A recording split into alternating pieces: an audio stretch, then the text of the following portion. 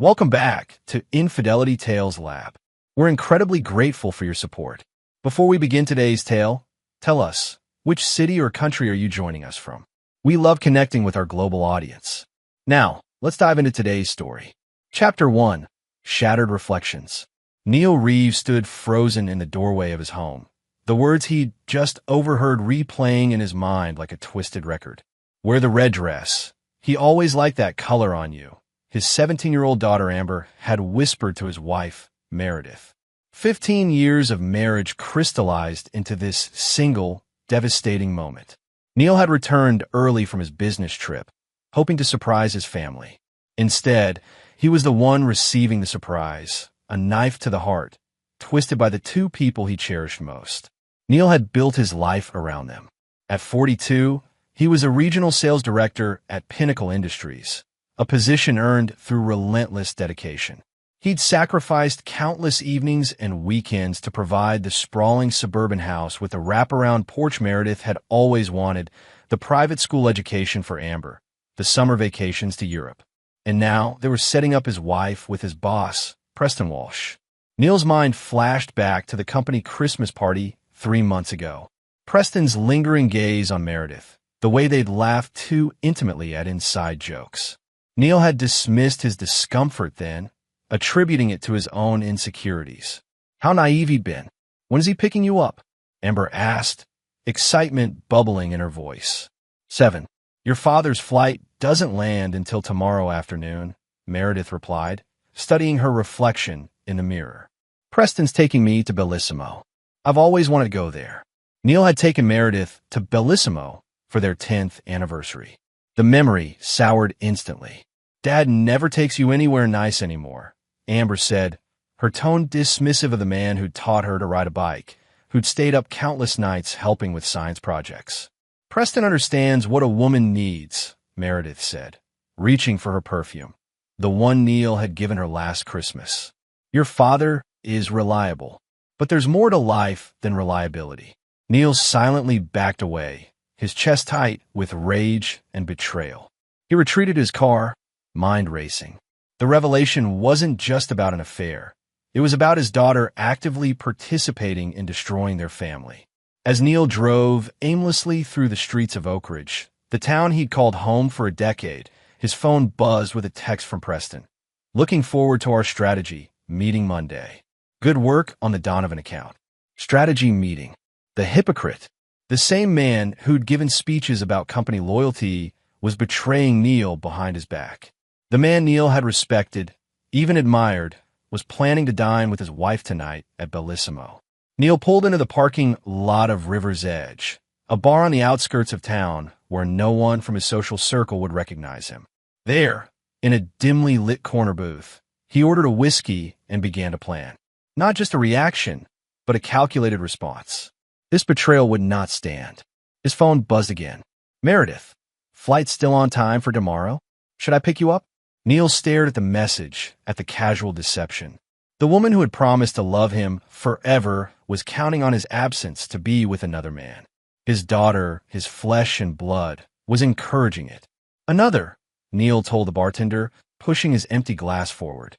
As the amber liquid filled the glass, Neil made his decision. He wouldn't confront them tonight. Wouldn't give them the satisfaction of seeing him hurt.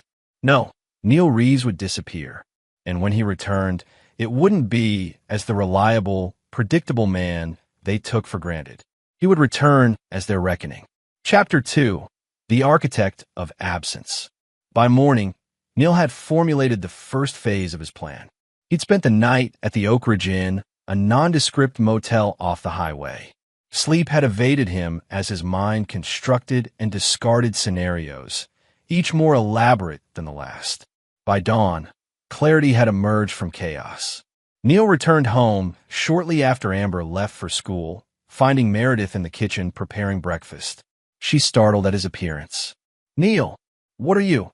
I thought your flight wasn't until tonight.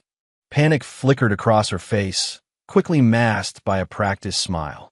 Change of plans, Neil said, studying her carefully.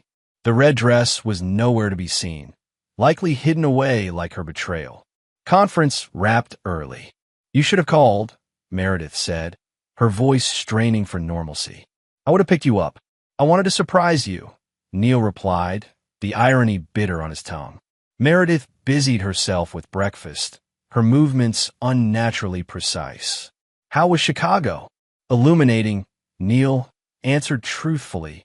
He accepted the coffee she offered, watching her over the rim.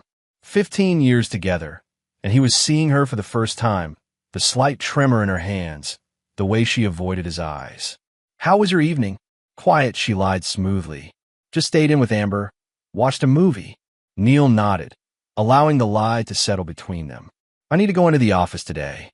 Something came up with the Donovan account." Relief visibly washed over Meredith. "Of course. Will you be home for dinner?" "Don't count on it," Neil said, finishing his coffee. At Pinnacle Industries, Neil moved with purpose. First to HR, where he submitted his resignation, effective immediately. The HR director, Bonnie Taylor, couldn't hide her shock. 2 weeks' notice is standard, Mr. Reeves, she stammered. "I'm aware," Neil replied, sliding an envelope across her desk. "Inside you'll find documentation of all my current projects and contact information for my clients. My team is well prepared to continue without me." Next, Neil went to his office, packing only personal items.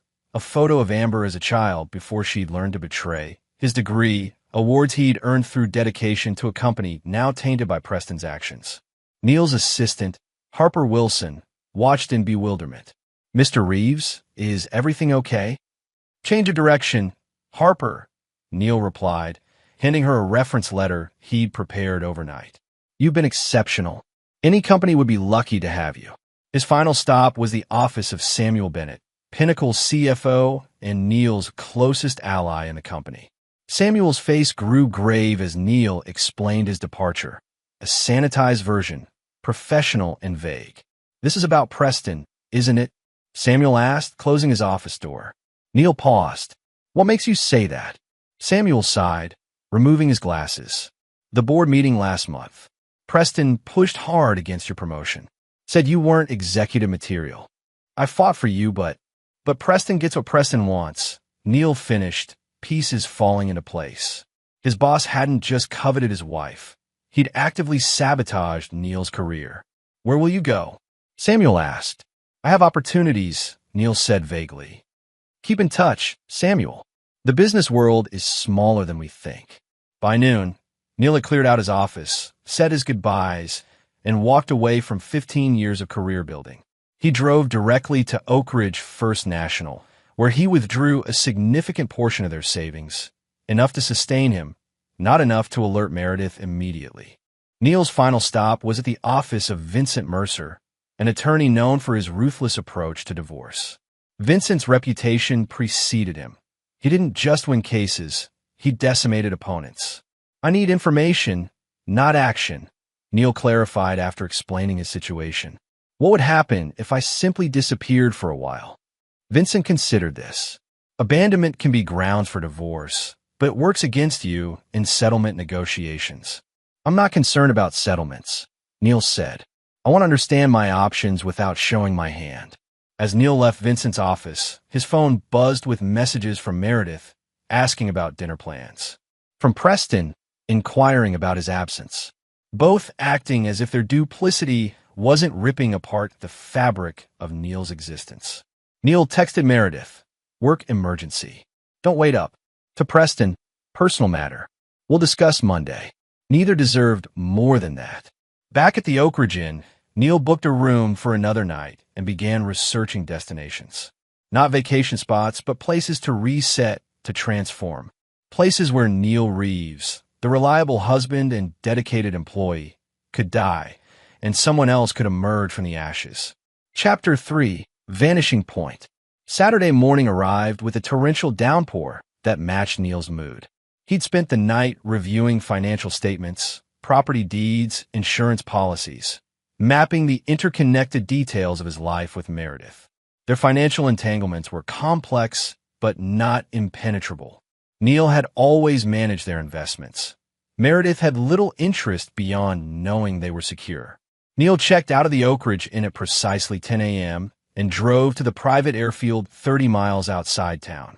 There, a small chartered plane awaited, Not for Chicago, as he'd told Meredith, but for Key West, a temporary haven where he could plan without interference. Before boarding, Neil sent a text to Meredith. Flight delayed due to weather. We'll update when I land. His next call was to Lucas Murray, his college roommate turned cybersecurity specialist. Their friendship had endured despite infrequent contact, sustained by a bond forged in their youth. I need to become a ghost, Neil explained after brief pleasantries. Not permanently, but enough to move freely for a while. Lucas didn't ask why. Their friendship had always included an unspoken agreement. Support first, questions later. I can help with digital tracks. The rest is on you. By the time Neil's plane took off, Lucas had begun the process of obscuring Neil's digital footprint, not erasing it, which would raise flags, but muddying it enough to create confusion. During the flight, Neil received a call from Amber. He hesitated before answering, steeling himself against the affection he still felt for his daughter, despite her betrayal. "Dad? Mom's freaking out because you're not answering her texts," Amber said, her voice carrying the casual dismissiveness of adolescence. "I'm busy, Amber," Neil replied coolly. "Tell your mother I'll call when I can." "Whatever," Amber sighed. "When are you coming home? Preston's coming over for dinner tonight, and Mom's making a big deal about you two finally getting to know each other outside work." The audacity stunned Neil into momentary silence. Preston at his dinner table, in his home, while he was supposedly away. "Dad, are you there? Tell your mother I'll be delayed," Neil finally managed, his voice controlled despite the rage building inside him. Business complications. After landing in Key West, Neil checked into an anonymous beachfront rental under a name provided by Lucas.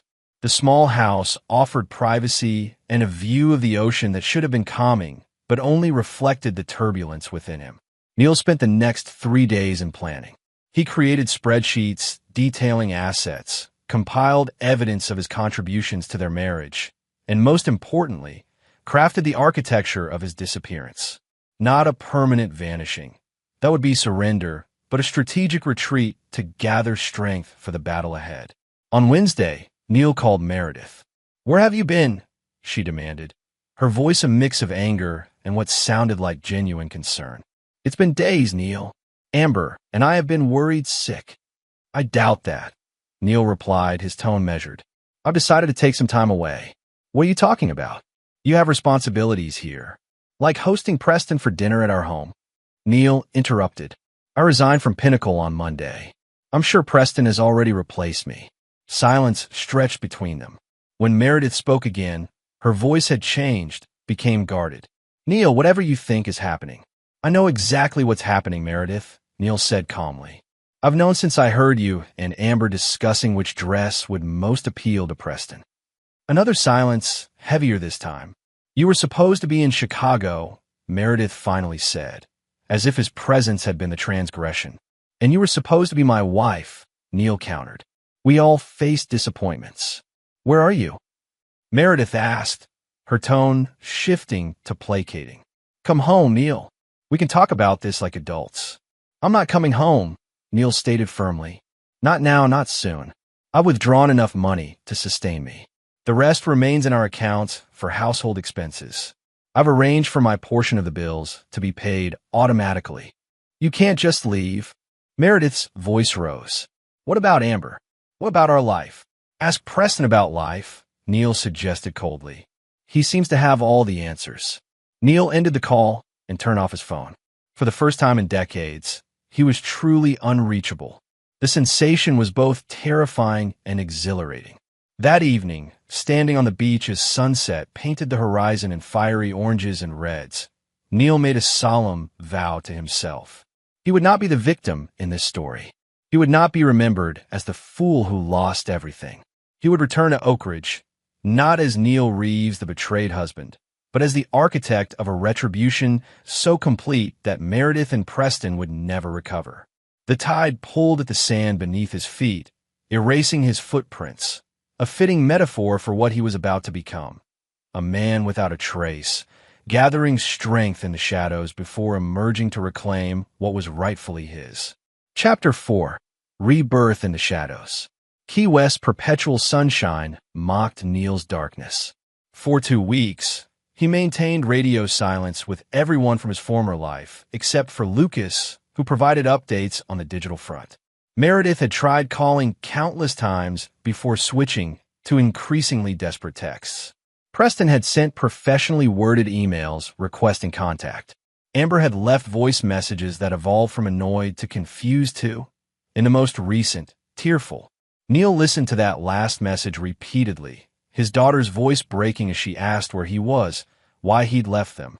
The manipulation was almost admirable, as if she hadn't actively participated in destroying their family. Still, each replay weakened his resolve slightly, reminding him that despite everything, Amber was still his daughter. But Amber had made her choice. Now, Neil was making his. His transformation began physically. He grew a beard, let his meticulously maintained hair grow longer, spent hours in the sun until his skin bronzed. Daily swims and beach runs sculpted his body, burning away the softness that office life had cultivated. The man who stared back from the mirror increasingly resembled a stranger, exactly as Neil intended. 3 weeks into his exile, Neil received an unexpected call from Samuel Bennett, his former colleague at Pinnacle. "I shouldn't be telling you this," Samuel said without preamble, "but Preston announced your replacement today. Tessa Wilcox from the Atlanta office." "Tessa's qualified," Neil acknowledged. "Good choice." "That's not all," Samuel continued.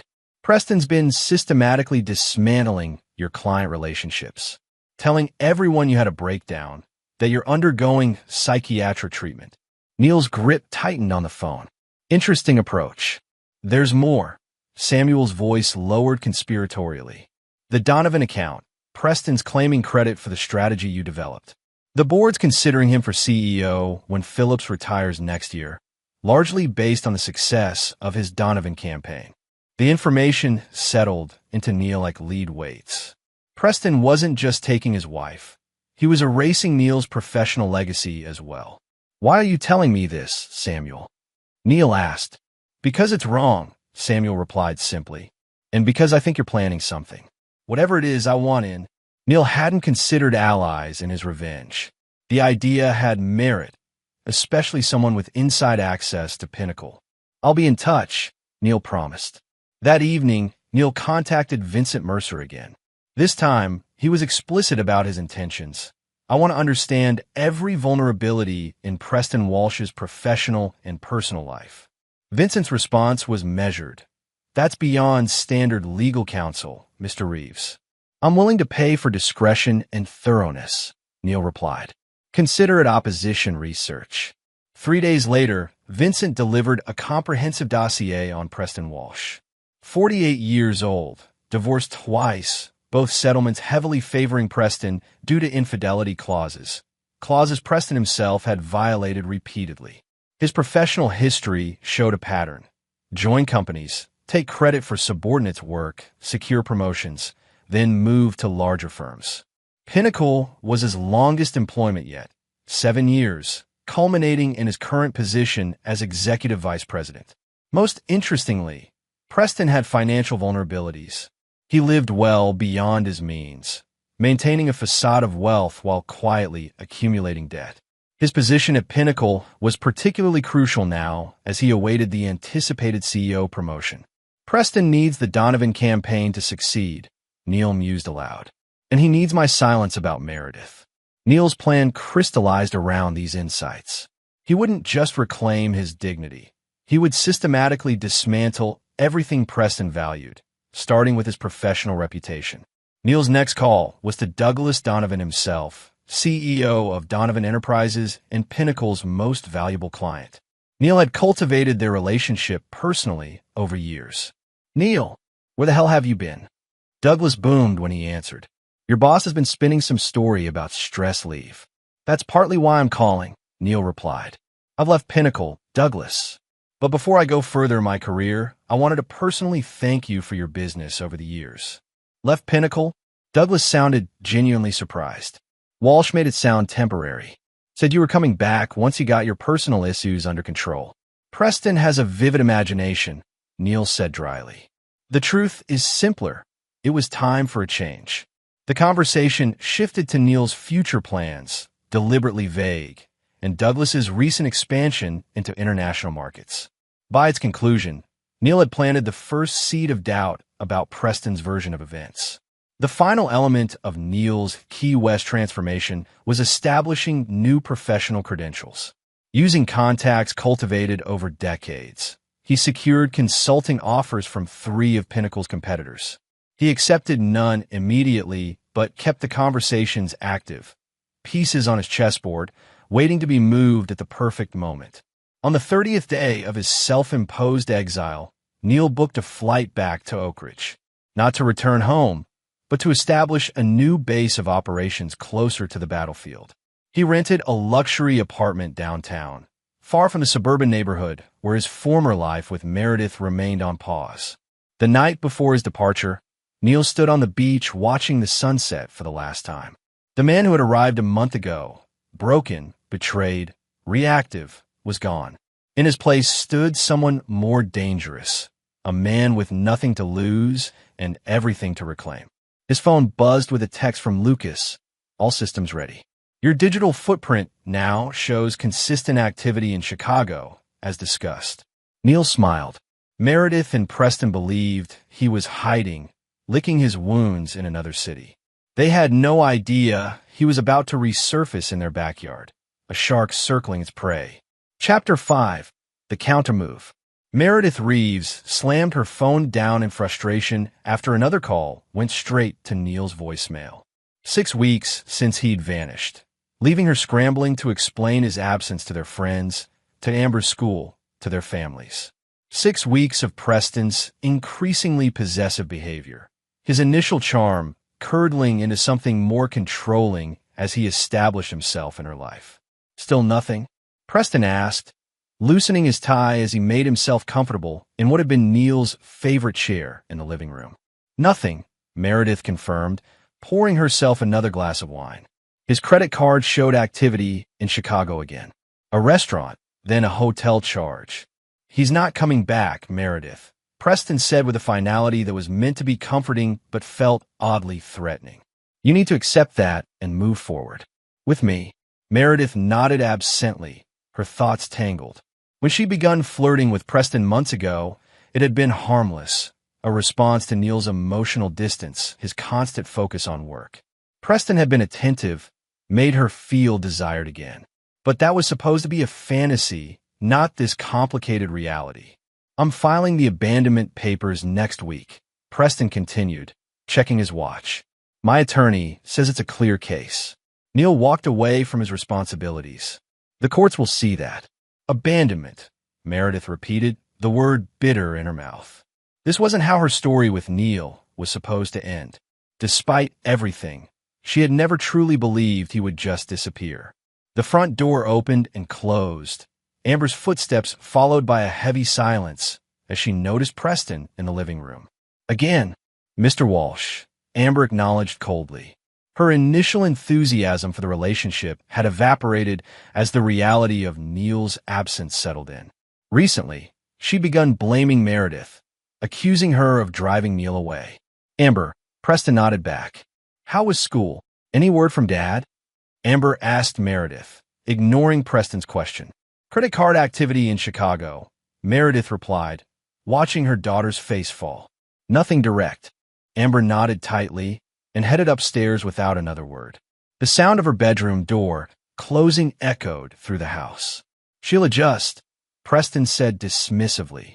Teenagers are resilient. Meredith wasn't so sure. Amber had become withdrawn, her grades slipping. The school counselor had suggested therapy to help her process what she perceived as abandonment by her father. I need to speak with Douglas Donovan tomorrow, Preston said, changing the subject. The campaign launch is next week, and he's been oddly distant lately, questioning elements of the strategy. I thought everything was approved months ago, Meredith replied, genuinely concerned. The Donovan campaign was Preston's ticket to the CEO position, his obsession for the past year. It was, Preston frowned. Something's changed. I just need to reassure him that everything's on track despite Neil's departure. As Preston outlined his plans for the Donovan meeting, Meredith found her attention drifting. She glanced at the family photo on the mantel, Neil, herself, and Amber at the lake last summer, all smiling. Had Neil been happy then, or already distant? Had she missed the signs of his unhappiness, or simply chosen to ignore them in favor of Preston's flattery? The doorbell interrupted her reverie. Meredith froze, irrationally hoping it might be Neil, finally returning. Preston moved to answer it, assuming the authority of the household in a way that suddenly irritated her. "I've got it," Meredith said sharply, rising to open the door. A courier stood on the porch, holding an envelope. Delivery from Meredith Reeves. The envelope contained divorce papers. Not abandonment proceedings as Preston had suggested, but a straightforward, no-fault divorce filing from Neil. The documents were meticulous, detailing an equitable split of assets that favored Meredith slightly. Neil was waiving alimony claims and requesting minimal visitation with Amber. "He's making it easy," Preston said, reading over her shoulder. "This is good, Meredith. Clean break." But attached to the filing was a personal note in Neil's handwriting. "This isn't the ending I wanted for us, but it's the one you chose. Tell Amber I love her, regardless of her role in this. As for Preston, I hope he's worth everything you're losing." The words hit Meredith like physical blows. Neil knew, had known before he left. And still, his divorce terms were fair, even generous. It wasn't the action of a man having a breakdown. It was calculated, controlled. Preston took the papers from her trembling hands. "I'll have my attorney review these tomorrow. Don't worry about a thing." Later that night, after Preston had left and Amber was asleep, Meredith poured another glass of wine and reread Neil's note. For the first time, she considered the possibility that she had catastrophically miscalculated, not just in betraying Neil, but in underestimating him. The Neil she thought she knew would have fought messily for their marriage, would have confronted Preston, would have raged and pleaded. This cold, calculated response was from a stranger. Across town, in his downtown apartment, Neil watched the timestamp on the delivery confirmation for the divorce papers. By now, Meredith would have read his note. Preston would be planning their next steps, confident in his victory. Neil's phone rang. Samuel Bennett. "Preston's meeting with Donovan tomorrow," Samuel reported. "He's nervous." The preliminary feedback on the campaign materials wasn't what he expected. "Because Donovan's looking for my influence in the strategy," Neil replied. "An influence that's conspicuously absent since Preston reworked everything to take credit." "Exactly," Samuel confirmed. "Also, the board meeting to discuss the CEO position has been moved up. 3 weeks from now, not next quarter." "Perfect timing," Neil said, making a note on his calendar. "Has Preston announced it to the team yet?" "No, but he's already acting like it's confirmed. Moved into a bigger office, hired an assistant with executive experience." Neil smiled grimly. "Pride before the fall, Samuel. Keep me updated." His next call was to Vincent Mercer, who had been monitoring the delivery of the divorce papers. "Did she sign for them personally?" "Yes," Vincent confirmed. "And the timing was as you requested. Walsh was present." "Good," Neil replied. Now we wait for their response before proceeding to Phase 2. Neil pulled up the surveillance photos Vincent's investigator had taken over the past week. Preston entering and leaving Neil's home at various hours. Meredith and Preston at restaurants, his hand possessively on her lower back. Preston's car in Neil's driveway overnight. Each image stoked Neil's resolve. He opened his laptop, reviewing the presentation he'd prepared for Douglas Donovan. Not a direct attack on Preston's strategy, but an alternative approach that subtly highlighted the flaws in Preston's concept while presenting solutions that only Neil could execute. Tomorrow, while Preston was meeting with Donovan officially, Neil would be having lunch with Donovan's wife, Elaine, a school board member who had always appreciated Neil's contributions to educational initiatives. A casual lunch between old friends, during which Neil would ensure his presentation found its way to Douglas. Phase 2 was now in motion. Preston's professional destruction would begin with the Donovan campaign, the very vehicle he had planned to use for his ascension to CEO. And once Preston's career began to crumble, his relationship with Meredith would follow. Neil closed his laptop, satisfied with the day's developments. The pieces were moving exactly as he'd planned. Soon, Meredith and Preston would realize that Neil hadn't been hiding in Chicago, nursing his wounds. He had been transforming into their worst nightmare. Chapter 6. Shadows and Whispers. 2 days after the divorce papers arrived, Neil finally answered one of Amber's calls. He steeled himself against the emotional manipulation he anticipated, reminding himself of her betrayal. "Dad," Amber's voice was small, uncertain. "Where are you? Why'd you leave like this?" "I think you know why." "Amber," Neil replied evenly. "I heard you and your mother discussing which dress would best appeal to Preston." Silence stretched between them, then a shaky breath. I didn't know Mom was actually going to." "Don't," Neil interrupted. "I heard everything. Your encouragement, your dismissal of me. Dad never takes you anywhere nice anymore. Remember that. I was just trying to make Mom happy." Amber's voice cracked. "She's been so sad, and you were always working in. And that justifies betrayal?" Neil asked. "Teaching your mother how to deceive me more effectively?" "No," Amber whispered. "I'm sorry, Dad. I didn't think. That's evident." Neil cut in. "Actions have consequences, Amber, even well-intentioned ones." After a pause, Amber asked, "Are you coming home?" "That's not my home anymore," Neil answered. "Your mother made her choice. You supported that choice. Now we all live with the consequences." "But the divorce papers, they say you don't even want to see me." Amber's voice broke fully now. Neil closed his eyes, fighting against the parental instinct to comfort her. "I thought that's what you wanted. A clean break so Preston could step in as your new father figure." "I don't want Preston," Amber shouted suddenly. "I hate him. He's controlling Mom, criticizing everything I do. He's not you, Dad." The revelation should have been satisfying, but Neil found only a hollow ache where triumph should have been. "I'll consider amending the visitation schedule," he finally said. "But I need time, Amber. You broke my trust in a fundamental way." After ending the call, Neil sat motionless, processing.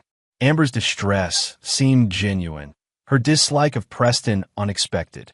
It was the first variable in his plan that didn't align with his predictions. He put the thought aside as his phone rang again. Douglas Donovan. "Neil, we need to talk," Douglas said without preamble. "That presentation you sent Elaine, it addresses exactly the concerns I've been having about Walsh's approach." "I thought it might," Neil replied, satisfaction replacing his earlier disquiet. "Preston has a tendency to prioritize flash over substance." "He's meeting with my team tomorrow to address concerns," Douglas continued. "But between us, I'm considering pulling the campaign entirely if he can't provide better solutions." "That would be unfortunate for Pinnacle," Neil said carefully. "And for Preston personally, given his CEO aspirations." Douglas's interest was palpable. "CEO aspirations? Phillips isn't retiring for years." "Actually, the board meeting to discuss succession is in 3 weeks," Neil revealed. "Preston's considered the frontrunner, largely due to the projected success of your campaign." "Son of a bitch," Douglas muttered. "He's been rushing this campaign to secure a promotion, not because it's what's best for Donovan Enterprises." "I couldn't possibly comment on Preston's motivations," Neil said diplomatically. "Would you consider coming back to Pinnacle?" Douglas asked abruptly. "Taking over the campaign?" "I'm afraid that bridge is thoroughly burned," Neil replied. "But I'm establishing my own consulting firm. I could offer my services directly to Donovan Enterprises, circumventing Pinnacle entirely." The conversation ended with tentative plans for Neil to present his vision to Donovan's board the following week, directly competing with Preston's revised strategy. As Neil ended the call, a text from Samuel arrived. "Walsh is panicking. Donovan meeting yesterday was a disaster. He's blaming your sabotage, but can't explain how you could possibly influence Donovan from Chicago." Neil smiled. Preston still believed he was hiding across the country, unaware that Neil had established a base of operations in Oak Ridge itself, dismantling Preston's life from within. That evening, Neil implemented the next phase of his plan, social destruction. He arranged to meet Trevor and Sophia Wilson, the hosts of Oak Ridge's most influential social circles and longtime friends of Neil and Meredith. The upscale restaurant Neil selected was deliberately visible, a clear statement that he wasn't hiding. He arrived early, securing a table with optimal visibility from both the entrance and the bar. Trevor and Sophia arrived precisely on time, their expressions a mixture of concern and curiosity. The hugs they offered Neil were genuine, their questions immediate. "Where have you been?" Sophia demanded. "Meredith's been telling everyone you had some kind of breakdown." "Is that what she's saying?" Neil asked mildly, signaling for drinks. "Interesting narrative. She and that boss of yours have been inseparable," Trevor added, studying Neil carefully. "We assumed, well, you know what we assumed. That I'd been replaced," Neil nodded. "Both professionally and personally. You assumed correctly." Over the next 2 hours, Neil shared a carefully curated version of events. His discovery of Meredith and Preston's betrayal, his strategic retreat to regroup rather than react emotionally, his decision to start fresh professionally with his own consulting firm. He presented himself not as victim, but as strategic player, emphasizing his controlled response and future plans. "So you're staying in Oak Ridge?" Sophia asked, clearly impressed by Neil's composure. "Absolutely," Neil confirmed. "I've built a life here. I won't be driven away by my wife's affair." By dessert, Trevor and Sophia were fully aligned with Neil's perspective, their loyalty shifting palpably. Neil knew that by morning, their influential social network would be buzzing with his version of events, painting Meredith not as the wronged wife abandoned by an unstable husband, but as the unfaithful spouse who drove away a good man. The next phase of Neil's plan required direct confrontation. As he bid goodbye to the Wilsons, Neil spotted a familiar figure at the bar. Vanessa Parker, Meredith's closest friend and confidant. Neil approached casually, as if running into her was coincidental. "Vanessa, good to see you." Vanessa's shock was evident. "Neil, what are you? Everyone thinks you're in Chicago having some kind of crisis." "That's a convenient story from Meredith and Preston," Neil replied, signaling the bartender. "Bourbon neat, and whatever Ms. Parker is drinking." Vanessa studied him cautiously. "You look different. Good different. Clarity will do that," Neil said, accepting his drink. "How is Meredith? Still wearing the red dress for Preston?" Vanessa's composure cracked slightly. "You know, I know everything," Neil confirmed, "including the fact that you've been covering for her for months. Alibi lunches, fake shopping trips. She's my friend," Vanessa said defensively. She was unhappy. And now, is she happy with Preston living in my house, sleeping in my bed, trying to replace me with Amber? Vanessa's hesitation told Neil everything. "It's complicated. Preston isn't exactly what she expected." Neil leaned closer, his voice lowered conspiratorially. "Let me guess. The charming, attentive man who pursued her has become controlling, critical, possibly even jealous." Vanessa's expression confirmed his assessment. Neil continued, "That's his pattern, Vanessa. Both his ex-wives could have warned Meredith if Preston hadn't systematically isolated them after the divorces." "How do you know all this?" Vanessa asked, clearly unnerved. "I made it my business to know," Neil replied simply. "Preston Walsh is a predator who targets women in vulnerable marriages, love bombs them into affairs, then reveals his true nature once he's secured his position. Meredith is already experiencing phase 3. Neil finished his bourbon and stood to leave. "Tell Meredith I'm not in Chicago having a breakdown. I'm right here in Oak Ridge, watching Preston systematically destroy everything I built, including her happiness. The question is, when she finally realizes who Preston really is, will there be anything left of her life to salvage?" As Neil walked away, he knew Vanessa would relay every word to Meredith. The seed of doubt was planted. Combined with Preston's inevitable professional collapse following the Donovan disaster, that seed would grow into panic. Neil returned to his apartment, satisfied with the evening's progress. A text waited from Lucas. Meredith tried accessing her email again. Secondary account captured her attempts as programmed. "She's getting desperate." Neil smiled grimly. Meredith was searching for evidence, for explanation, for anything to help her understand the calculated dismantling of her carefully constructed narrative.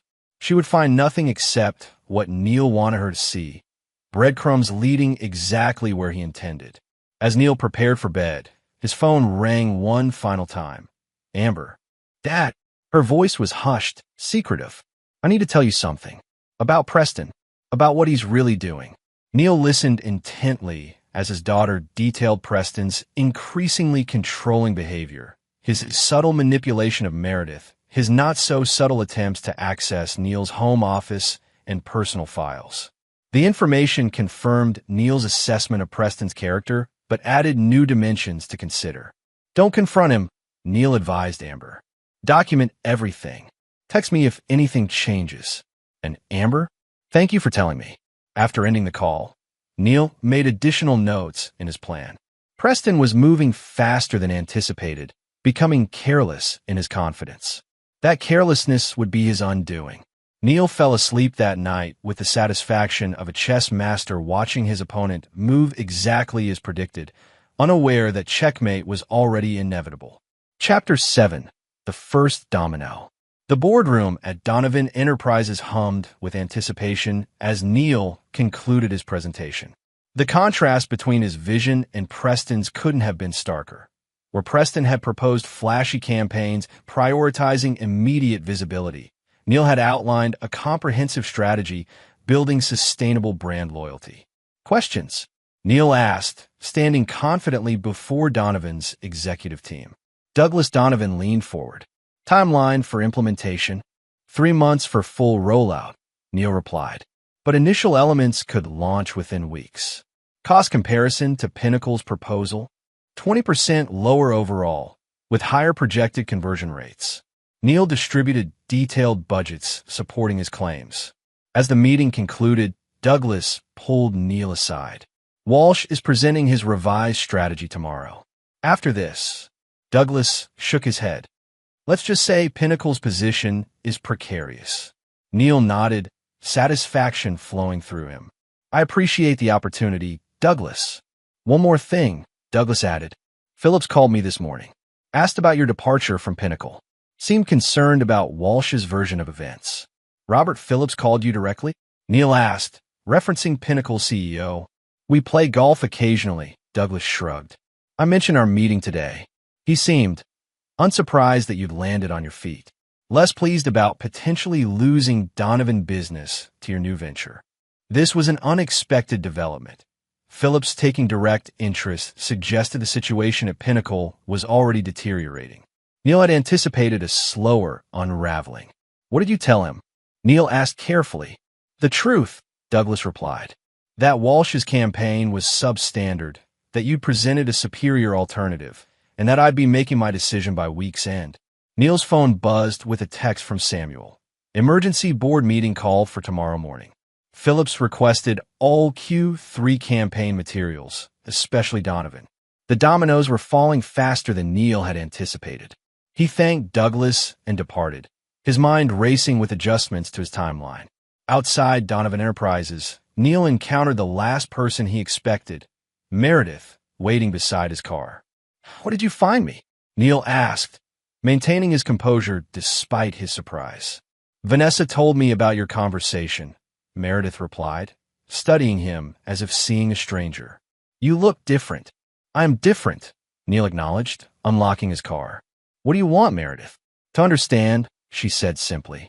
This calculated disappearance, the meticulous divorce filing, now competing directly with Preston. This isn't you, Neil. No, this isn't the Neil you knew, he corrected. The predictable, reliable man you took for granted.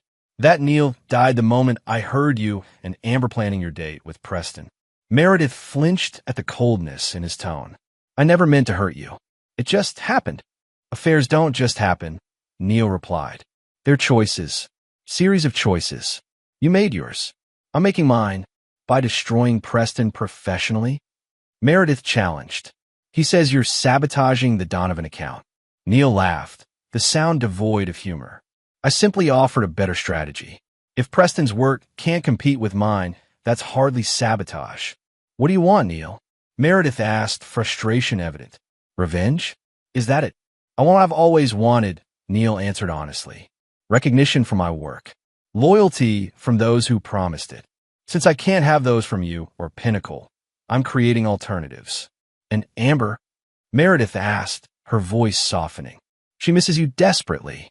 Neil studied his wife, soon-to-be ex-wife, noting the strain around her eyes, the defensive posture. Amber made her choice when she helped you deceive me. She's living with the consequences, just as you are. Preston isn't what I thought, Meredith admitted suddenly, her composure cracking. He's become different since you left. No, Neil corrected. He's showing you who he always was. The charming facade was the deception, not this new, controlling behavior. Meredith's expression confirmed Neil's assessment. How did you know? Research, Neil replied simply. Something you might have done before destroying our marriage. As Neil moved to enter his car, Meredith placed a hand on his arm. The divorce papers, they're fair. More than fair. Why? Because I'm not the villain in this story, Meredith, Neil answered. I never was. Remember that in the coming weeks. With that cryptic warning, Neil drove away, leaving Meredith staring after him. In his rearview mirror, he watched her pull out her phone, undoubtedly calling Preston. Good. Let Preston know that Neil wasn't hiding, wasn't broken, but executing a plan that would soon engulf them both. Neil's next stop was a meeting with Robert Phillips himself, arranged hastily after a surprising call from Phillips's assistant. They met at the Oak Ridge Golf Club, neutral territory away from Pinnacle's offices. Phillips was waiting on the terrace, his usual confident demeanor subdued. Neil, thank you for meeting me on such short notice. Of course, Robert, Neil replied, settling into the chair across from his former CEO. Though I must admit, I'm curious about the invitation. Phillips sighed heavily. I'm going to be direct. The Donovan account represents 30% of Pinnacle's annual revenue. Douglas tells me he's strongly considering moving that business to your new consultancy.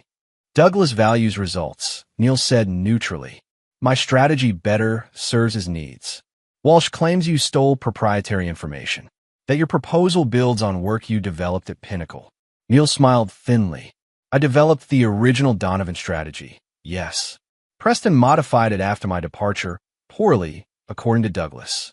My new proposal shares no elements with either version. Vincent Mercer has documentation confirming this if legal concerns arise. Phillips studied Neil carefully. This isn't just business for you, is it? This is about Walsh. About your wife.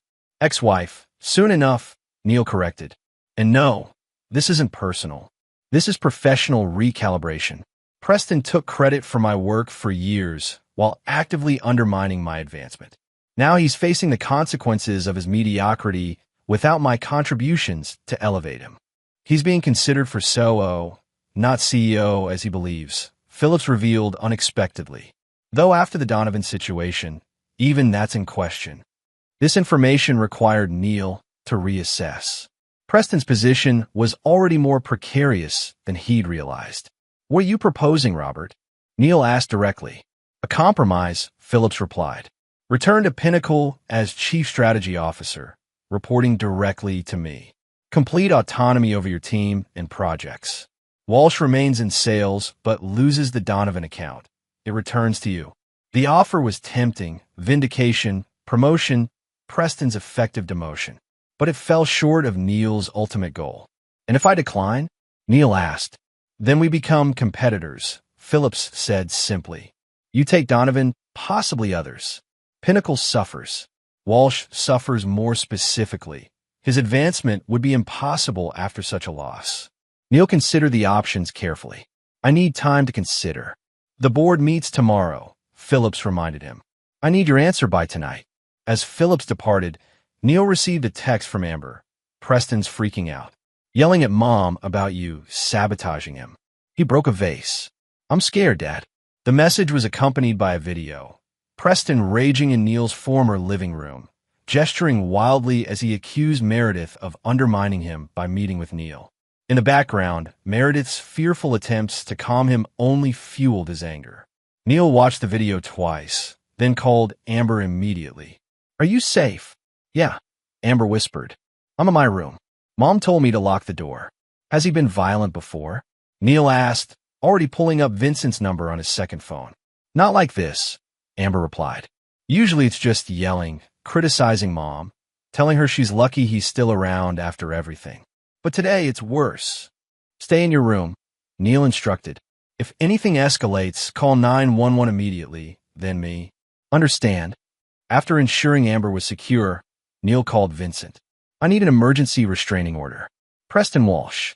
Evidence of threatening behavior toward my daughter. Vincent's response was immediate. Send the video. I'll have papers filed within the hour. Where are you now? Heading home, Neil replied, the words slipping out unconsciously. Not his apartment. Home, where his daughter was afraid, where his soon-to-be ex-wife was facing the consequences of her choices in a more immediate way than Neil had intended. Neil's plan had been calculated destruction of Preston's career, his reputation, his relationship with Meredith. He hadn't anticipated physical danger to Amber. That changed everything. As Neil drove toward his former home, his phone rang. Samuel. Preston just left Pinnacle, Samuel reported urgently. He's unhinged, Neil, accusing everyone of conspiring against him. He knows about your meeting with Phillips. I'm handling it, Neil assured him. How did he seem when he left? Dangerous, Samuel replied without hesitation. Security almost intervened. Talk around the office is that he's finished regardless of tomorrow's board decision. Neil ended the call as he turned onto his former street. Preston's car was still in the driveway. No sign of movement from the house. Neil parked at a neighbor's home. The Fosters were away on vacation and approached cautiously, triggering the remote access to the home security system he'd maintained despite moving out. Camera feeds appeared on his phone. Preston pacing in the kitchen, gesticulating as he spoke to Meredith, who stood rigid against the counter. No sign of physical violence yet, but Preston's body language signaled escalating agitation. Neil texted Amber, I'm outside. Police and lawyer have been called. Stay put. Her reply was immediate. Hurry, Dad. He's getting worse. Neil approached the front door, decision made. His revenge had been meant to be professional, a systematic dismantling of Preston's carefully constructed life. But with Amber in potential danger, the plan changed. Some situations required direct intervention. Neil rang the doorbell, positioning himself carefully out of view of the peephole. Footsteps approached. Preston's heavy tread, not Meredith's lighter step. The door swung open. Preston's face transforming from annoyance to shock to rage in rapid succession. You, he snarled. You've ruined everything. Actually, Neil replied calmly. You did that yourself, Preston. I simply stopped covering for your mediocrity. Preston lunged forward, exactly as Neil had anticipated. Years of weekend boxing, a stress relief habit Preston had often mocked, served Neil well as he sidestepped the clumsy attack, using Preston's momentum to propel him onto the front lawn. Neil! Meredith appeared in the doorway, her expression a mixture of relief and horror. Get Amber, Neil instructed, not taking his eyes off Preston, who was regaining his balance. Take her to the Wilsons. Now, Preston charged again, blind with rage. This time, Neil didn't dodge. He met the attack, a single strike that dropped Preston to his knees, gasping. You destroyed my marriage, Neil said quietly, standing over his former boss. You took credit for my work. You threatened my daughter. Consider yourself fortunate that my response has been this restrained. Police sirens wailed in the distance. Vincent's doing, undoubtedly. Neil stepped back as Preston struggled to rise. This isn't over, Preston wheezed. Actually, it is, Neil replied. Completely over. By morning, you'll have lost your job prospects, your relationship, and possibly your freedom, depending on how those restraining order hearings go. As police cruisers pulled up and officers approached cautiously, Neil turned to find Meredith watching from the doorway, Amber beside her, both wide-eyed. Go to the Wilsons, Neil repeated gently. Give your statements to the officers there. I'll handle this. For the first time in months, Meredith didn't argue. She simply nodded, guiding Amber toward her car. As they drove away, Neil turned back to the officers now securing Preston. Neil Reeves, he introduced himself. That's Preston Walsh. I have video evidence of him threatening my daughter and soon-to-be ex-wife. My attorney is filing for an emergency restraining order as we speak. As officers separated them for questioning, Neil watched Preston being placed in a cruiser, his professional demeanor finally shattered completely. The first phase of Neil's revenge was complete. Preston's career and reputation lay in ruins. But the cost had been higher than Neil anticipated, pulling Amber into danger he'd never intended. His phone buzzed with a text from Robert Phillips. Just heard about Walsh. Board meeting moved up to tonight. Your offer still stands. Decision? Neil looked at the house he'd once shared with Meredith and Amber, at the police now documenting the scene, at Preston glaring hatefully from the back of a police cruiser. His carefully orchestrated revenge had accelerated beyond his control, transforming into something messy, but perhaps more honest than his original plan. He texted back, I decline. Donovan is just the first account I'll be taking with me. Phillips's response was immediate. Your choice. Walsh is finished regardless. Good luck, Neil. As Neil gave his statement to the officers, he realized his revenge had succeeded beyond his expectations, but not in the way he'd planned. The true victory wasn't in destroying Preston professionally or exposing Meredith's affair. It was in rediscovering his own strength, in breaking free from the boundaries that had defined him for so long. The Neil Reeves who had stood frozen in the doorway, devastated by betrayal, was gone. In his place stood a man who had faced darkness, both external and internal, and emerged stronger, more defined, more authentic than before. Chapter 8. Ashes and Embers. The following week unfolded like a series of aftershocks following an earthquake. Preston Walsh was released on bail, immediately served with a restraining order preventing him from contacting Meredith, Amber, or Neil. Pinnacle Industries announced his resignation the same day, though industry insiders referred to it as a termination. By week's end, Neil's new consultancy, Phoenix Strategy Group, had secured not only the Donovan account, but 2 other former Pinnacle clients as well. Neil leased office space downtown, hired a small team of talented strategists overlooked by Pinnacle, and established himself as a formidable competitor in the market. The professional resurrection was complete. The personal reconciliation remained complicated. Amber had texted daily since the confrontation, her messages evolving from fearful gratitude to tentative questions about their relationship. Neil had responded carefully, maintaining boundaries while acknowledging her efforts to reconnect. Meredith had been more direct. The morning after Preston's arrest, she appeared at Neil's apartment, composed but clearly shaken. Thank you, she said simply when he opened the door. For coming when Amber called. For stopping him. Neil nodded, maintaining emotional distance despite the familiar scent of her perfume. Amber's safety is non-negotiable, no matter what's happened between us. The divorce papers, Meredith said hesitantly. I haven't signed them yet. Why? Neil asked, genuinely curious. Preston's gone, but so is our marriage. Because I made a terrible mistake, Meredith admitted, her composure cracking. I was flattered by Preston's attention, felt valued in ways I hadn't with you in years. But it wasn't real. None of it was real. That doesn't change what happened, Neil replied steadily. You betrayed me. Amber helped you. Those actions had consequences. I know, Meredith whispered. I need to know if there's any possibility, any chance at all, that you could forgive me. That we could try again, somehow. Neil studied the woman he'd loved for nearly half his life. The anger that had fueled his initial disappearance had transmuted into something colder, more distant. Not hate. He realized with mild surprise that he no longer hated Meredith, but an absence where love had once resided. I don't know, he answered honestly. I'm not the same person I was before. I don't want the same things. What do you want, Neil? Meredith asked, tears threatening. Time, he replied after consideration. Space to discover who I am now, who you are beyond the affair, who we might be, separately or together. It wasn't forgiveness, not yet, but it was something Meredith clearly hadn't expected, the possibility of a future conversation, if not reconciliation. Now, a week later, Neil sat in his new office overlooking downtown Oak Ridge, considering his next steps. The revenge that had consumed him for months had been executed, its targets appropriately devastated. Yet the victory felt hollow, incomplete.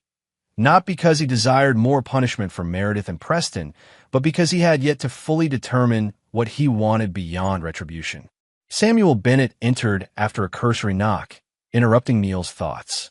Having resigned from Pinnacle to join Phoenix, Samuel had become Neil's de facto second-in-command. Phillips called, Samuel reported. Wants to discuss a potential merger. Pinnacle stock dropped 15% this week. Neil nodded, unsurprised. Counterproposal. Acquisition, not merger, Samuel suggested. We value their client portfolio and some key personnel, but the leadership needs complete restructuring. Draft terms, Neil approved. Include retention bonuses for their strategy team, but executive replacements across the board. As Samuel departed, Neil's phone rang. Vincent Mercer. Preston Walsh accepted a plea deal, Vincent reported without preamble. Misdemeanor charges, probation, mandatory anger management, and permanent restraining orders for both Meredith and Amber. Professional repercussions? Neil asked. Significant, Vincent confirmed. The arrest and plea make him essentially unhireable at his previous level. Several executive recruitment firms have already removed him from their candidate pools. After ending the call, Neil leaned back in his chair, contemplating the developments. Preston Walsh had been neutralized professionally and personally, his predatory pattern interrupted before it could progress to its usual conclusion. Meredith was facing the consequences of her choices, but showing genuine remorse. Amber was working to rebuild trust, attending therapy to process the upheaval of recent months.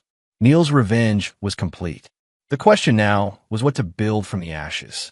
His phone buzzed with a text from Amber. Dad, can we talk? In person? Neil hesitated before replying. Dinner tonight? 7 p.m. at Giovanni's. Her response was immediate. Thank you. See you then. Giovanni's had been their special place, where Neil had taken Amber for father-daughter dinners since she was little. The choice was deliberate, a small opening in the wall he'd constructed around his heart.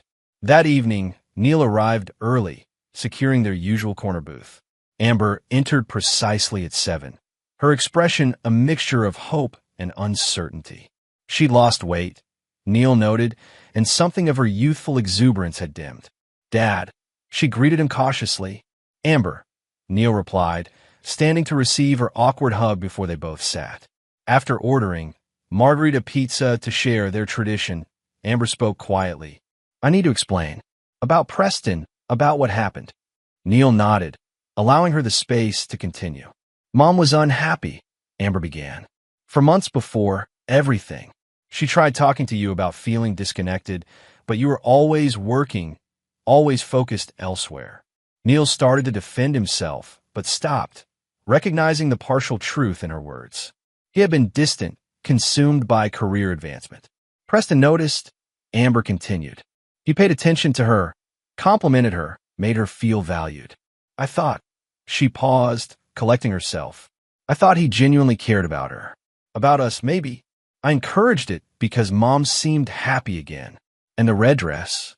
Neil asked, referencing the catalyst of his discovery. Amber looked down, ashamed. Preston mentioned once that he thought Mom looked beautiful in red. I remembered that when she was getting ready for dinner with him. I didn't know then that they were. I thought it was just friends. When did you realize it wasn't? Neil pressed gently. After you left, Amber admitted. Preston changed almost immediately.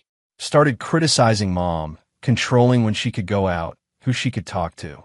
He went through your office, your personal papers. When I objected, he told me I was being disloyal to Mom. The server arrived with their pizza, providing a momentary reprieve from the difficult conversation. After he departed, Neil spoke carefully. I understand why you encouraged your mother's friendship with Preston. I even understand missing the signs that it had become more. What I struggle with is why you didn't tell me what was happening. Amber's eyes filled with tears. Because I was ashamed. I helped break up our family. Then I was afraid of Preston, of losing you completely. By the time I realized how bad things were getting, you were gone. Neil reached across the table, taking his daughter's hand for the first time in months. I'm sorry you were afraid, that you felt you couldn't reach out sooner. Are you and Mom getting divorced for sure? Amber asked, hope flickering in her expression. I don't know, Neil answered truthfully. What happened changed me, changed all of us. I need time to determine what comes next. But you don't hate us? Amber asked, vulnerability raw in her voice. No, Neil replied, squeezing her hand. I don't hate either of you. I'm hurt, disappointed, still processing. But not hateful. It wasn't complete forgiveness. Neil wasn't ready for that. But it was a beginning. A recognition that his revenge, while justified, had created collateral damage he hadn't fully anticipated. Amber had been both participant and victim, caught between adult complexities beyond her full comprehension. As they shared their pizza, conversation shifted to safer topics. Amber's college applications, Neil's new company, the therapy they were both pursuing separately. The evening ended with another hug, this one less awkward, more genuine. I miss you, Dad, Amber whispered as they parted. I miss you too, Neil admitted, the truth of it surprising him. We'll figure this out, one step at a time. Later that night, in his downtown apartment, Neil received a text from Meredith. Amber told me about dinner. Thank you for giving her that space. Would you consider meeting with me too? No pressure for reconciliation, just conversation. Neil stared at the message, weighing his response.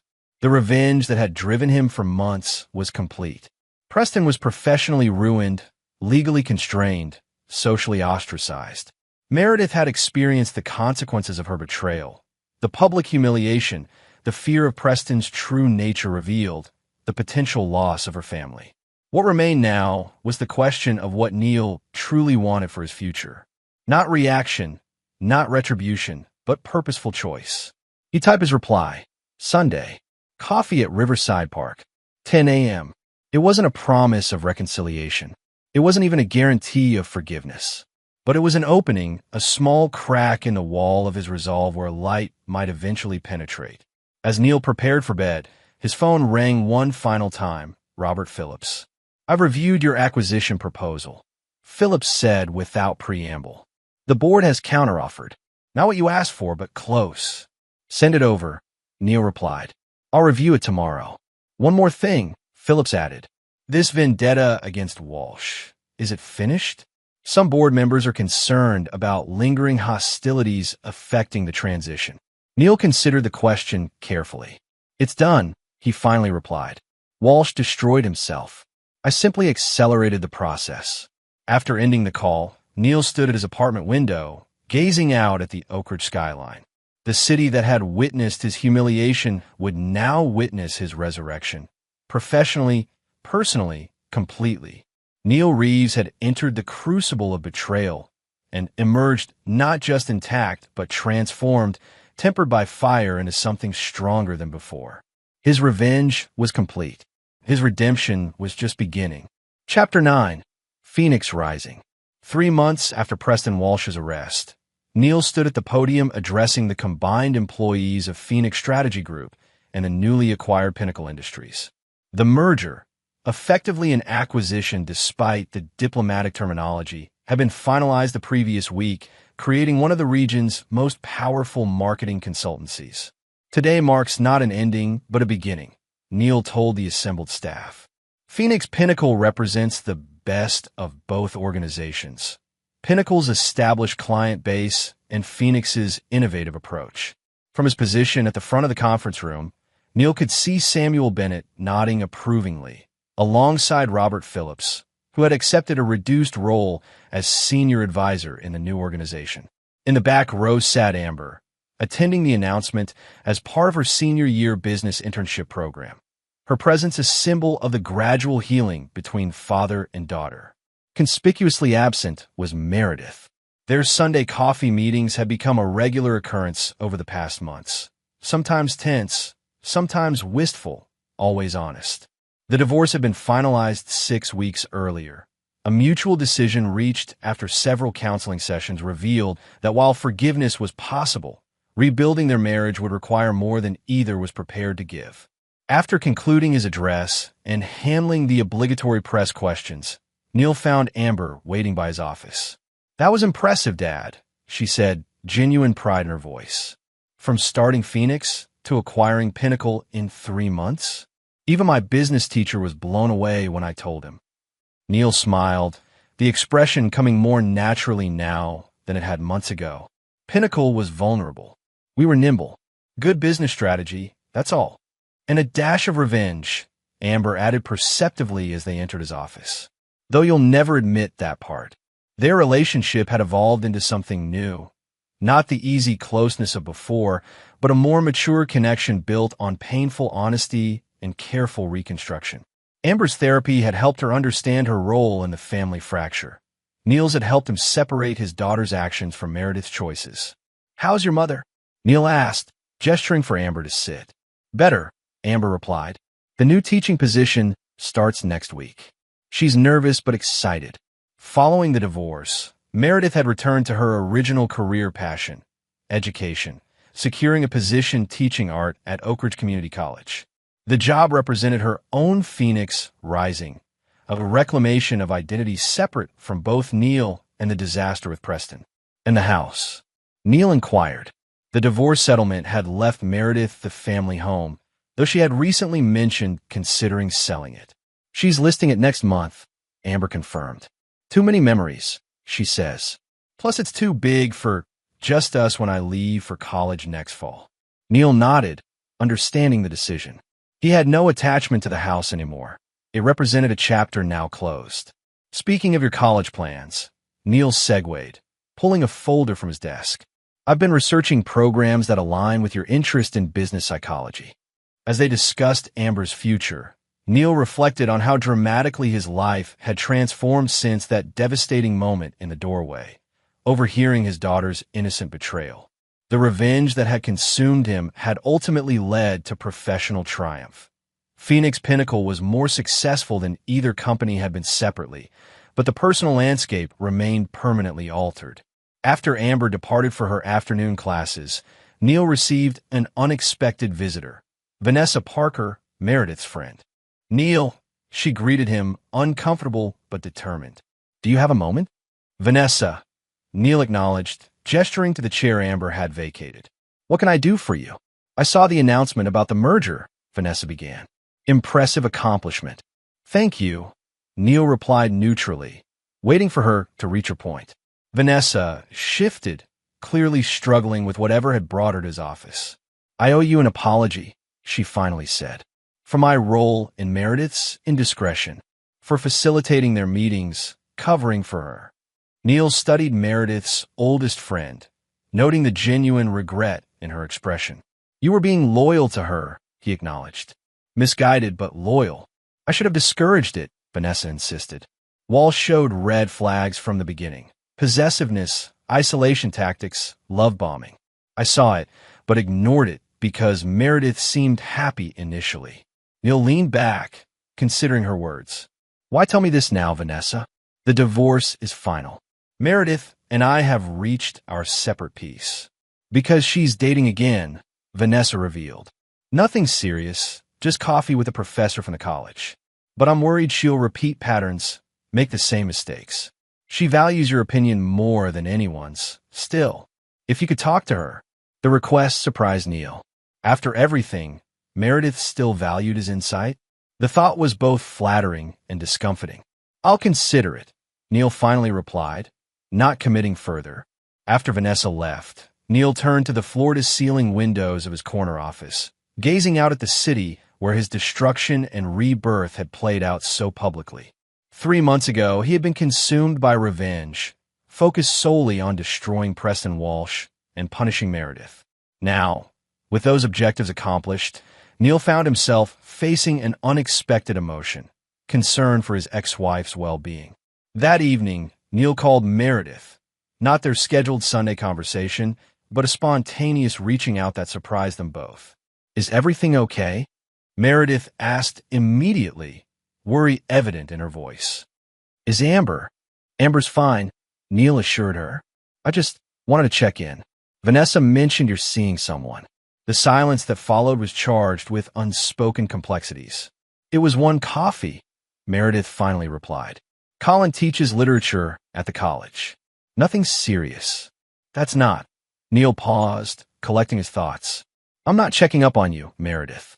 You're free to date whoever you want." "Then why the call?" she asked, confusion evident. Neil considered his motivation, surprised to discover it was genuine concern rather than possessiveness or lingering resentment. After everything with Preston, I just want to make sure you're being careful. Taking things slowly. Another silence, this one softer. I am, Meredith finally said. Therapy has helped me understand why I was vulnerable to someone like Preston. Why I was looking for that I wasn't getting a home. The implied criticism might once have triggered defensiveness in Neil. Now, he recognized the truth in it. We both made mistakes, he acknowledged. Different kinds, different magnitudes, but still. Are you happy, Neil? Meredith asked suddenly. With how everything turned out, the question deserved honest reflection. Neil thought about Phoenix Pinnacle's success, his reconnection with Amber, the newfound respect he'd earned in the business community. But happiness? That remained elusive. I'm content, he finally answered. Fulfilled professionally. Healing personally. Happiness seems like a high bar at this point. For what it's worth, Meredith said softly, I'm proud of what you've accomplished. Not the way it happened, but the result. You become more yourself, somehow. The man I always knew you could be, just not in the way either of us expected. The comment was surprisingly insightful, touching on something Neil had felt, but not articulated. The betrayal had forced him to reclaim parts of himself that had been subordinated to career advancement, to suburban conformity, to the predictable patterns of their marriage. Thank you, Neil replied, genuinely appreciative of her perception. I should let you go. I just wanted to. He trailed off, uncertain how to explain an impulse he didn't fully understand himself. I know, Meredith said. Sunday coffee still on? Of course, Neil confirmed before ending the call. Later that night, unable to sleep, Neil found himself driving through Oak Ridge, eventually parking outside Bellissimo, the restaurant where Preston had taken Meredith that fateful night, the first domino in the cascade that had transformed all their lives. Neil had never been inside since that discovery, avoiding it as a symbol of their broken marriage. Tonight, on impulse, he entered and requested a table, observing the elegant decor that had once impressed Meredith. The maitre d' recognized him. Neil's face had been in the business section frequently since the merger announcement. Mr. Reeves, an honor to have you with us. Your usual table. Neil was about to correct him, explain he'd only dined here once years ago, when he realized the man was confusing him with Preston, who had apparently become a regular. The irony was striking. Actually, Neil replied, I'll sit at the bar. From his bar stool, Neil observed the restaurant's wealthy patrons, the social ritual of fine dining that Preston had used to seduce Meredith. He ordered a bourbon, reflecting on the journey that had brought him to this moment of strange closure. The revenge that had driven him was complete. Preston Walsh was professionally destroyed, his reputation in tatters. Last Neil had heard, Preston had moved to another state, starting over in a diminished capacity at a much smaller firm. Meredith had faced the consequences of her choices, the public humiliation, the fear of Preston's true nature, the dissolution of her marriage. Both had paid prices commensurate with their betrayals. Yet sitting here, in the place where their affair had blossomed, Neil felt no triumph, no vindication, only a weary recognition that revenge, while satisfying in execution, left little nourishment in its aftermath. His phone buzzed with a text from Samuel. Final acquisition paperwork filed today. Phillips cleared out his office. It's officially Phoenix Pinnacle now. Neil read the message, acknowledging the milestone it represented. The professional revenge was complete. He had not only recovered from Preston's attempt to destroy his career, but had surpassed his former position, now controlling the very company that had once discarded him. As Neil finished his bourbon, another text arrived, this one from Amber. Just got my acceptance letter from State. First choice business program. Can I call you? Neil smiled, genuine warmth spreading through him as he stepped outside to take his daughter's call. Her excited voice, the future plans she eagerly shared, her request that he help her tell Meredith the news. These were the rebuilding blocks of a life beyond revenge. After the call, Neil returned to his apartment, his thoughts clearer than they had been in months. The revenge that had consumed him had served its purpose, not just punishing those who had wronged him, but forcing him to reclaim his power, to rebuild himself stronger than before. The final piece of his transformation wasn't professional success or even the rebuilt relationship with Amber. It was forgiveness, not for Meredith's sake or even Preston's, but for his own.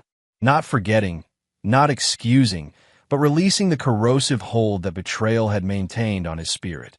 Sunday morning arrived clear and crisp. Neil arrived at Riverside Park early, securing their usual bench overlooking the water. Meredith appeared precisely at 10, carrying 2 coffees. She had started bringing his preferred dark roast weeks ago, a small gesture of attention that Neil appreciated. "Congratulations on finalizing the acquisition," Meredith said as she sat beside him, passing him his coffee. "Thank you," Neil replied. "Amber told you about her acceptance?" Meredith nodded, pride evident. "She called last night. She's thrilled that you're helping with the business program scholarship applications." They sat in comfortable silence for a moment, watching ducks navigate the river currents. It was Meredith who finally broached the subject they had both been avoiding. "I saw Preston's name in the real estate transfers last week," she mentioned casually. "He sold his condo. I heard he took a position in Charlotte," Neil replied, equally casual. "Junior account manager at a regional firm." Neither took satisfaction in Preston's downfall. It was simply information to be acknowledged, part of the closing of that chapter. "Do you ever wonder," Meredith asked hesitantly, "what would have happened if you hadn't overheard Amber and me that day? If you had confronted us directly instead of everything that followed?" Neil considered the question seriously. "I would have been devastated either way," he finally answered. "But I wouldn't have discovered what I was capable of, professionally or personally. It was never just about revenge, Meredith. It was about reclaiming myself." Meredith nodded, understanding dawning in her expression. "You're different now. Stronger. More authentically Neil." "We're all different," Neil acknowledged. "You, me, Amber. What happened changed us fundamentally." "For the better?"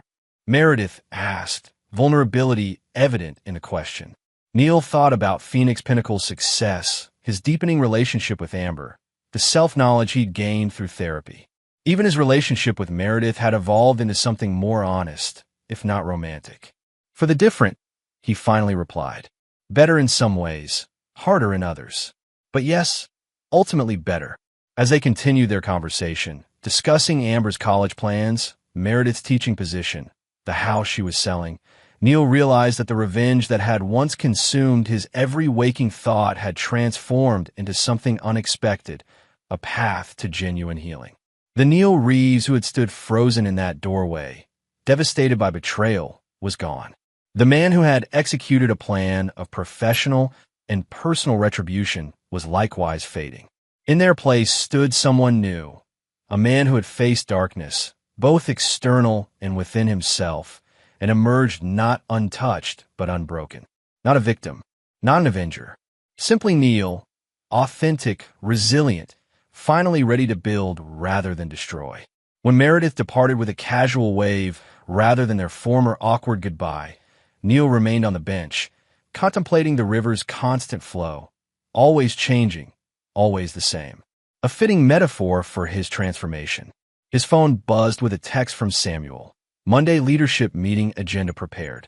First official day as Phoenix Pinnacle. New beginning. Neil smiled at the phrase. New beginning.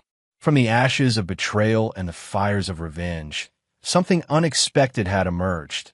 Not the life he had planned, but perhaps the life he was meant